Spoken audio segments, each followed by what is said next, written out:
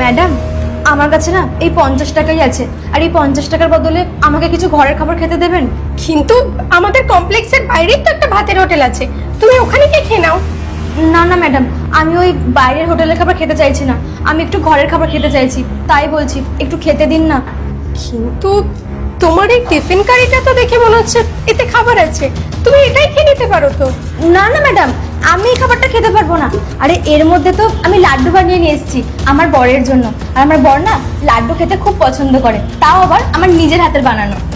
তাহলে তুমি আর তোমার বর লাড্ডুটা একসাথে বসে খেয়ে নাও, এখানে গিয়ে কি করবে তুমি? হ্যাঁ ম্যাডাম, আমি তো চাই আমার বরের কাছে যেতে। আপনি জানেন আমি না এসেছি গ্রাম থেকে আমার বরকে খুঁজতে, আর কবে থেকে বরকে খুঁজেই যাচ্ছি কিন্তু খুঁজে পাচ্ছি না, আর খুঁজতে খুঁজতে না আমার খুব খিদে পেয়ে গেছে, তাই তো আপনাকে বললাম। তোমার কাছে কোনো অ্যাড্রেস আছে, মানে ঠিকানা আছে কি কোনো? তাহলে আমি দেখছি। হ্যাঁ ম্যাডাম, একটু দাঁড়ান, এই নিন। এই কি, এটা তো আমাদের কমপ্লেক্সেরই ঠিকানা। তুমি একটা কাজ করো, তুমি ভেতরে এসো, আমি দেখছি ব্যাপারটা। ঠিক আছে।